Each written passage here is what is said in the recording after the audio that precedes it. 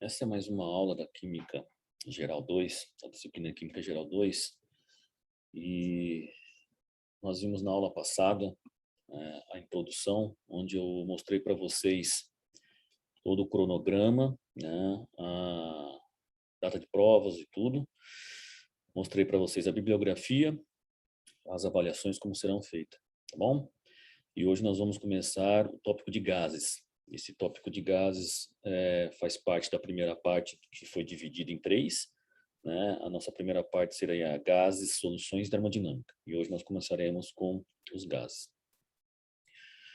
O programa analítico foi enviado para vocês e foi apresentado também na aula passada. Tá? Nós teremos aí 12 subitens, sendo que 11 serão abordados na teoria e alguns exercícios, e o item 12 nós faremos bastante exercícios estequiométricos com esses conceitos abordados anteriormente em gases, tá bom? Por que nós estudamos gases? Gás faz parte da nossa vida cotidiana, né? Nós temos a atmosfera, que é o nosso... Deixa eu colocar aqui o PowerPoint.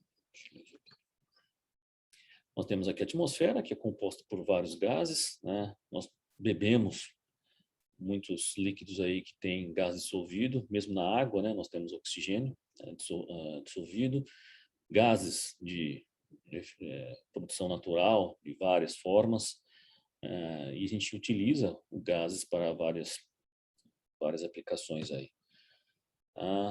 Só para ter uma ideia, a nossa atmosfera ela tem aproximadamente 5,5 quilômetros de extensão. E basicamente é composta por oxigênio, nitrogênio, CO2 e água, entre outros gases em menores proporções. Então nós temos aí uma atmosfera em volta do nosso globo terrestre. Se a gente comparar o nosso globo com o tamanho de uma bola de futebol padrão, né, essa extensão de 5,5 quilômetros teria apenas 1 milímetro. Praticamente, a gente pode observar que é um pouco frágil, né? É pequena essa camada. Mas ela é responsável por bloquear, né? Essa atmosfera é responsável por bloquear a radiação que vem do espaço, inclusive do Sol. Bom, então, esses gases que compõem a nossa atmosfera têm uma função bastante importante, que é manter a vida no nosso planeta. Tá? Com a radiação não teríamos essa vida que a gente conhece hoje. Um outro bom motivo para nós estudarmos gases é conhecer o comportamento desses gases que compõem, por exemplo, a nossa atmosfera. Conhecendo todas essas propriedades e criando modelos matemáticos, a gente consegue prever fenômenos naturais.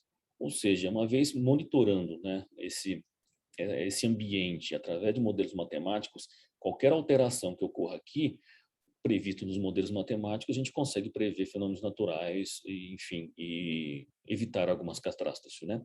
Como tornados, enfim. A gente consegue avisar uma população local que vai ocorrer algum problema ali ambiental, né, natural, através do monitoramento de modelos matemáticos dos gases. Tá bem?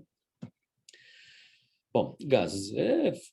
Nós utilizamos gases para muitas coisas, né? Lazer, transporte, no caso aqui de balões, segurança, né? O airbag inflado com gases, lazer, pesquisa, e, enfim, medicinal, né? A gente coloca em cilindros e nós conseguimos utilizar esses gases porque nós estudamos o comportamento e a aplicação deles. Tá bom?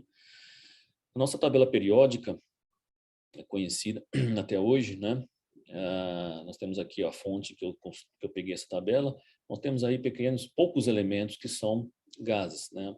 São dentro de todos os elementos, são poucos que são gases. Temos aí os gases nobres: flúor, cloro, oxigênio, nitrogênio e hidrogênio. Tá bem? Bom, umas características dos gases, bastante, nós vamos ver com cuidado cada uma delas, que moléculas de gás oferece pouca resistência. Pesa pouco, pode ser comprimidos, exerce pressão, né, em todos os lados de um recipiente, E essa pressão depende da sua quantidade. E os gases preenchem completamente o recipiente, né, que o contém, se misturam livremente e rapidamente, e a pressão aumenta com o aumento da temperatura, e os gases nesse recipiente possuem movimentos caóticos e rápidos. Tá? Nós vamos ver aí um pouco sobre essas características aí. As moléculas oferecem pouca resistência. Se nós compararmos uma pessoa balançando as mãos no ar, uma pessoa balançando as mãos na água, a água, que é um líquido, né, claro, nessa temperatura de 25 aproximadamente, 25 graus a 30, né, que caso está aqui, e uma atmosfera de pressão, vai oferecer mais resistência que uma pessoa balançando a mão no ar. Né? Então, o gás oferece pouca resistência. Nós temos também que o gás pesa pouco. Se nós compararmos, né, colocar na balança um pouco de gás, a gente vai ver que é quase imperceptível o movimento do medidor da balança. Né? Então, eles podem ser comprimidos, tá? Ao contrário do líquido e do sólido, né? Nós não conseguimos comprimir líquido e nem comprimir sólido, né, nas mesmas condições que nós comprimimos os gases. Quando a gente comprime os gases, as distâncias entre as moléculas diminuem, tá? Então, eles podem ser comprimidos, ocasionando uma diminuição do espaço vazio entre as moléculas, tá? Gases exercem uma pressão em todos os lados do recipiente. Se a gente colocar um pouco de gás aqui, ele vai exercer pressão em todos os lados do recipiente que o contém.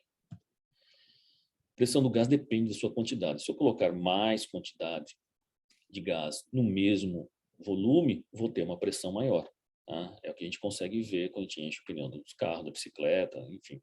A gente coloca mais quantidade de gás aqui dentro, a pressão vai aumentar. Então, a pressão depende da quantidade de gás que a gente coloca dentro do recipiente. Os gases preenchem completamente o recipiente que o contém. A gente fala que não existe meia garrafa de ar, né? Então, se a gente colocar ar ou qualquer outro gás num recipiente, ele vai tomar, vai preencher completamente o volume. E se a gente fizer uma mistura de dois gases diferentes no mesmo recipiente, eles vão se misturar livremente e rapidamente. A pressão aumenta com o aumento da temperatura, nós vamos ver isso mais com detalhe na teoria cinética molecular, tá? E os movimentos são rápidos e caóticos. Tá? Se eu aumento a temperatura aqui, a energia cinética das moléculas aumenta e eles acabam se chocando mais com as bordas, né, as paredes do recipiente, e vai causando uma maior pressão. Então, a pressão aumenta com o aumento da temperatura. Tá? A mesma coisa acontece se eu diminuir o volume. Tá? Vai acontecer o quê? As moléculas vão se chocar com as bordas do recipiente, aumentando a pressão. Tá? Isso acontece também com o aumento da temperatura. Esses movimentos são rápidos e caóticos. Bom, vamos iniciar primeiro uma definição de pressão. O que é pressão, pessoal? Pressão é força sobre área. Tá? Então, a pressão que o gás exerce no recipiente é resultado das colisões, né, das moléculas desse gás na parede do recipiente. Foi o que a gente apresentou nas figuras anteriores. Tá? Essas moléculas se chocam com as paredes do recipiente e é o que causa a pressão no gás que a gente consegue medir. Tá? Então, maior quantidade de gás no mesmo recipiente, eu vou ter uma pressão maior se eu tiver menos, comparando com um recipiente com menos gás que o contém. Tá? Isso aqui são unidades que a gente pode utilizar para medir a pressão do gás. Normalmente, o sistema internacional, a pressão é dada em Pascal. Tá? Guardem esses valores aqui que vocês vão utilizar isso. Tá? Essas conversões, atmosfera, milímetros de mercúrio, torr, quilograma por centímetro quadrado, quilopascal, enfim, vários unidades de medida. Tá? Pressão atmosférica. A Terra, né, tem uma gravidade que é característica de cada planeta, então acaba que puxa, né, não é bem, mas só figurando aqui, puxa a massa de ar da atmosfera, ou seja, né, atrai o quê? As moléculas que compõem, as moléculas de ar que compõem a atmosfera, fazendo com que cubra a superfície da Terra. E foi aquele slide que nós mostramos anteriormente da atmosfera, né? As moléculas de ar colidem com todos os objetos que a contêm, né? Ou seja, colidem com todos os objetos que tem na superfície da crosta terrestre. E nesse processo produz uma pressão que nós chamamos de pressão atmosférica, né? Que varia aí entre uma atmosfera, depende do local que nós nos encontramos. Quando a gente faz esse experimento aqui, que a gente coloca uma bomba de vácuo numa lata dessa e a lata amassa, o que está acontecendo aqui? A gente está fazendo vácuo, a pressão atmosférica do exterior, da parte exterior da lata, aperta a lata, né? Porque a pressão interior não é mais uma atmosfera, então aperta a lata, ou seja, a pressão atmosférica consegue entortar essa lata, porque nós tiramos a pressão interna de dentro da lata. Então, o que ocasiona isso aqui é a pressão atmosférica. Um barômetro barômetro é o instrumento que nós medimos a pressão, tá? Bastante conhecido, bastante simples de se fazer, é o barômetro de Torricelli. O que é isso? É um bastão, né, um tubo de vidro com mais de 800 milímetros de comprimento, que tem vácuo fechado de um lado e aberto do outro, e a gente ausência de gases, o vácuo, né?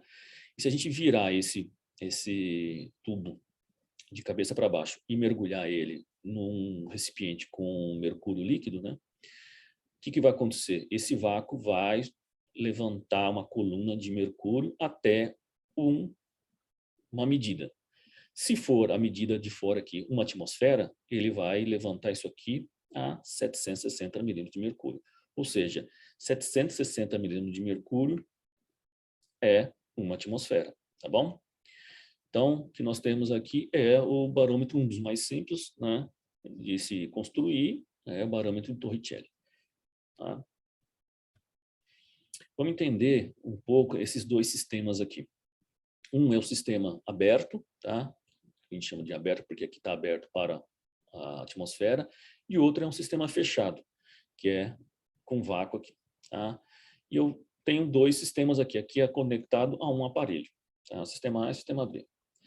No sistema A, que é aberto para a atmosfera, a pressão no sistema, que está aqui no nosso equipamento, acoplado ao manômetro, é menor que a pressão atmosférica. Ou seja, aqui tem um aparelho que está fazendo vácuo, ele está puxando para cá.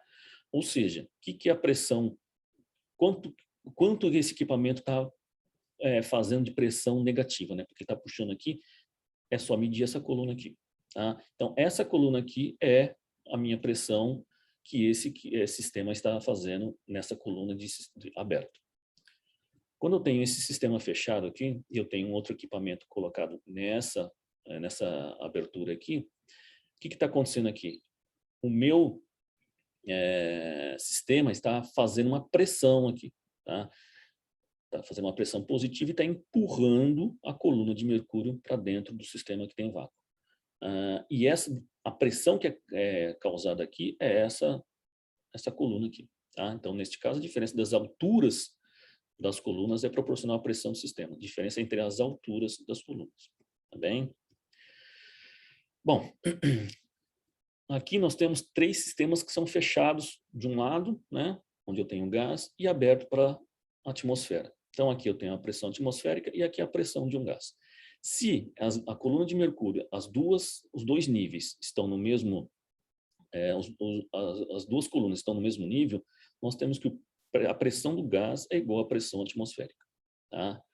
Nesse caso aqui, o que está acontecendo aqui? Eu tenho aqui uma coluna que está acoplada ao sistema interno, o sistema fechado, está mais baixa que a outra que está aberta para a atmosfera. Ou seja, a pressão do gás aqui é maior que a pressão atmosférica, que esse gás aqui consegue empurrar a coluna de mercúrio que está aberto para o sistema de pressão atmosférica. Então, eu tenho que a minha pressão do gás é o quê? É a minha pressão atmosférica que está exercendo aqui, mas a pressão da coluna de mercúrio. Tá? Então, é uma pressão O gás tem uma pressão maior.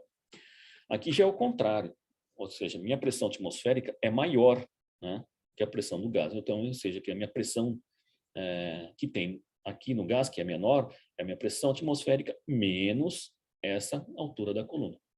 Tá bem? Então, esses dois sisteminhas aí. Aquela dor que nós sentimos, ou aquele desconforto, né, que nós sentimos quando a gente muda de pressão externa, como quando a gente vai sobe a serra, né, principalmente criança, sente muita dor no ouvido, é basicamente isso, tá? O que acontece aqui? A nossa pressão normal do nosso corpo, tá? Tá em equilíbrio com a pressão externa, tá tudo bem. Só que quando a pressão externa reduz, o nosso tímpano, né, se expande. E ele expandindo, aí causa aquele desconforto ou dor. Então, essa diferença de pressão interna e externa, a gente sente no corpo, tá? Aí tem um sensor aqui, que é o tímpano, que acaba trazendo esse desconforto aí. Bom, vamos entender aqui a primeira lei dos gases, a lei de Boyle. Tá? O que a lei de Boyle nos diz? Para uma quantidade fixa de gás, em temperatura constante, o volume é inversamente proporcional à pressão. Tá? O que eu tenho aqui? Volume e pressão inversamente proporcional. Não é igual, é proporcional. Para que isso aqui, essa grandeza seja igual a essa daqui, eu tenho que colocar uma constante. Uma vez que eu colocar uma constante aqui, essa aqui chama a constante de Boyle. Aí eu coloco pressão é igual a uma constante de Boyle, que é 1 sobre volume. Ou seja, PV, o produto da pressão vezes volume, né? Perdão, pressão vezes volume é igual a uma constante que nós chamamos de constante de Boyle. Tá? Então, nós temos que uma correlação entre desta lei é que a P1V1 é igual a P2V2. Lembrando que a lei de Boyle, ela fala sobre quantidade e temperatura constantes de um gás. Tá bem? Essa é a lei de Boyle. Só uma figura aqui mostrando a compressão, né?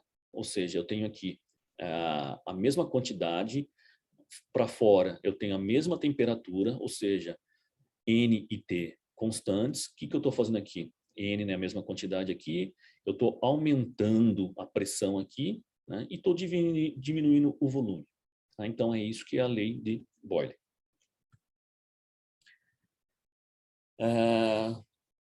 A lei de Boyle, ela não é linear. Né? Então, se a gente começa aumentando a pressão aqui, ó, a gente vê que o volume ele não desce linearmente. Ele tem uma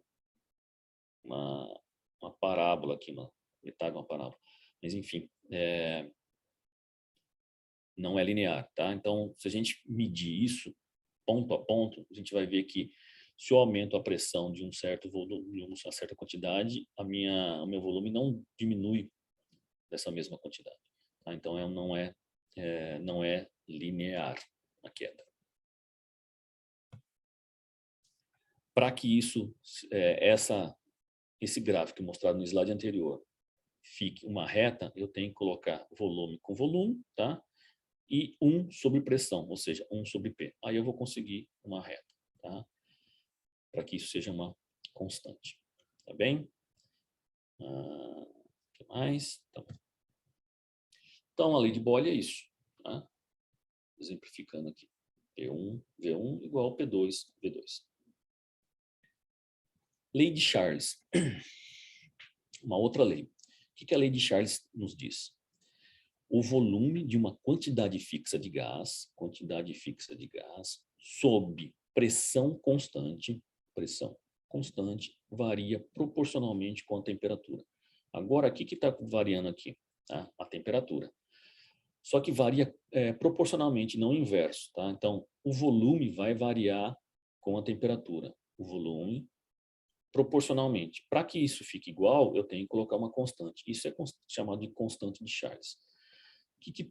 Qual que é a correlação aqui? Eu tenho que V1 sobre T1 é igual a V2 sobre T2. Essa é a nossa lei de Charles, tá? Lembrando que, ao contrário da lei de Boyle, né, contrário não, mas diferente da lei de Boyle, eu tenho aqui quantidade fixa e pressão fixa. Na lei de Boyle eu tenho quantidade fixa e temperatura fixa.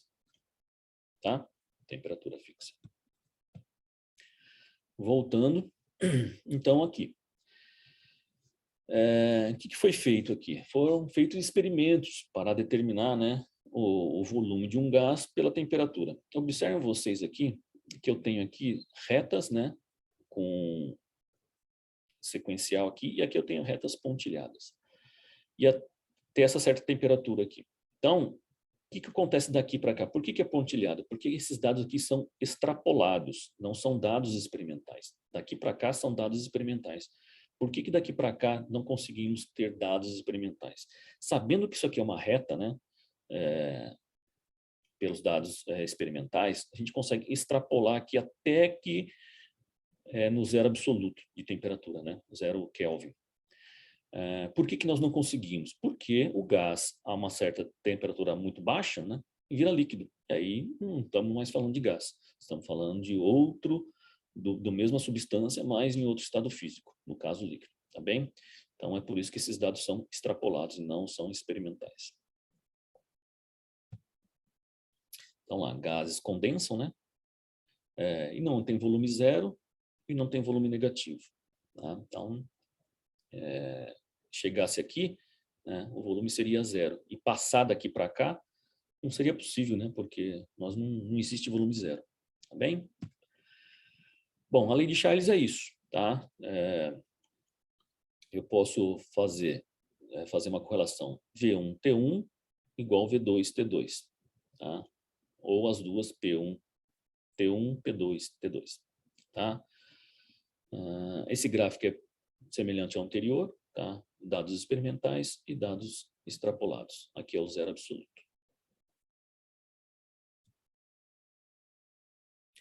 Aqui é só comparando uma figura, né, dessa lei que eu tenho aqui, mesma quantidade de gás, né, mesma quantidade de matéria de gás, número de moléculas, numa temperatura externa menor e numa temperatura externa maior. O que acontece aqui?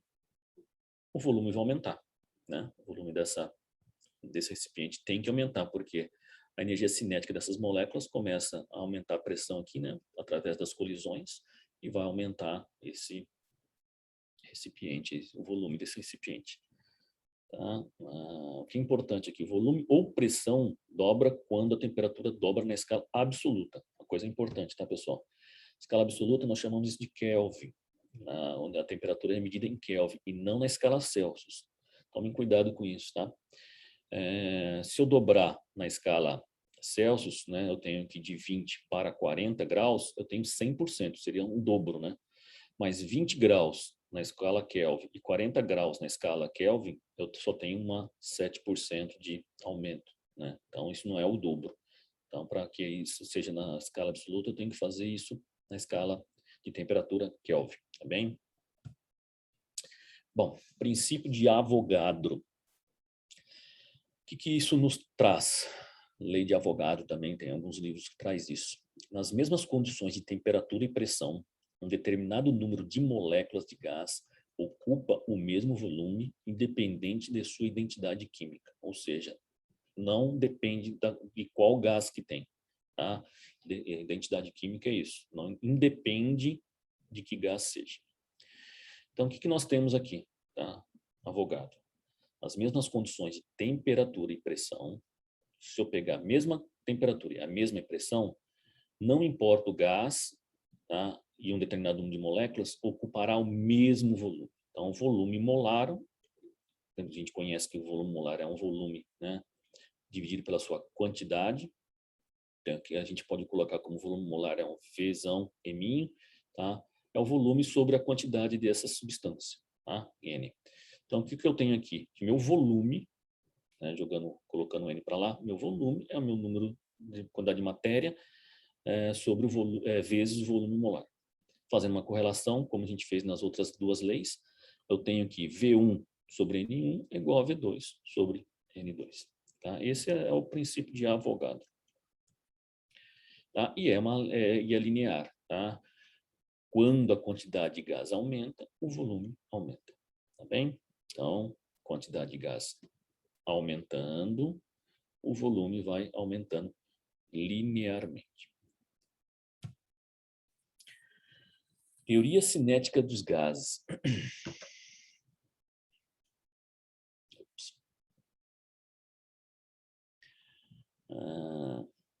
Vamos lá.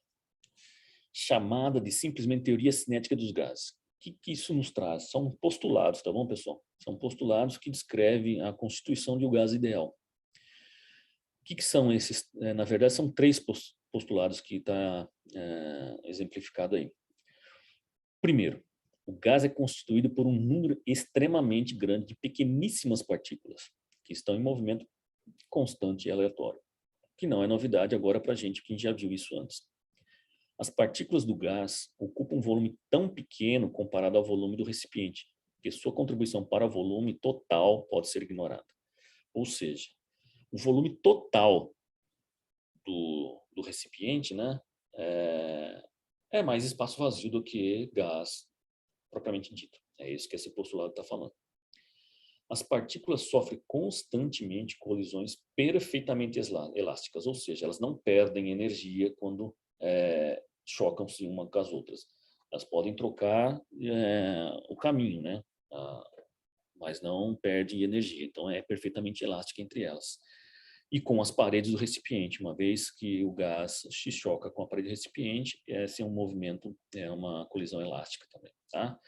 Move-se em trajetórias retilíneas, ou seja, ela não fica fazendo curvas, né? Então, chocou, sai em linha reta, chocou, sai em linha reta, entre as colisões. Sem que sejam atraídas ou repelidas entre si. Tá? Então, não existe atração ou repulsão entre essas moléculas. Esse é o postulado, os 3 postulados da teoria cinética molecular dos gases. Tá bem? Bom, fazendo um resuminho rápido aqui sobre essas 4 leis aí, né? O que nós temos aqui? A lei de Boyle, a lei de Charles, a lei Avogadro, elas podem ser combinadas numa nova lei que chama lei combinada, tá? Que seria P1, V1, N1, T1, E2, V2, N2, T2. Tá? Que isso vai nos gerar a lei geral dos gases ideais. E, na verdade, pode ser escrita desse jeito, né? PV igual a nRT, que já não é novidade para vocês, acredito. Tá? Lei dos gases ideais. O importante aqui também é enfatizar que esse R aqui, que é a constante dos gases ideais, tem vários valores, dependendo das unidades que a gente queira trabalhar. Tá? Então, a gente tem trabalhado com esses valores. Tá? Então, na hora de fazer cálculo, pessoal, tem que tomar cuidado com as unidades que nós vamos utilizar para fazer a conversão correta. Tá? Nós vamos trabalhar isso nos cálculos mais à frente. Que é o resumo, tá? Do gás, a lei do gás ideal, PV-NRT. Quando N e T é constante, né, nós temos a lei de Boyle. Quando N e P é constante, nós temos a lei de Charles. Quando P e T é constante, nós temos a lei de Avogadro. N, quantidade de matéria, T, temperatura, N, quantidade de matéria, P, pressão, P, pressão e T, temperatura. Tá bem? É um resumo, um gráfico de resumo dessas 3 leis aí, gerando a lei do gás ideal. Mistura de gases. Então, vamos entender como é que acontece essa mistura de gases. A pressão total de uma mistura de gases é a soma das pressões parciais de seus componentes. Isso é conhecido como lei de Dalton. Vamos entender o que está escrito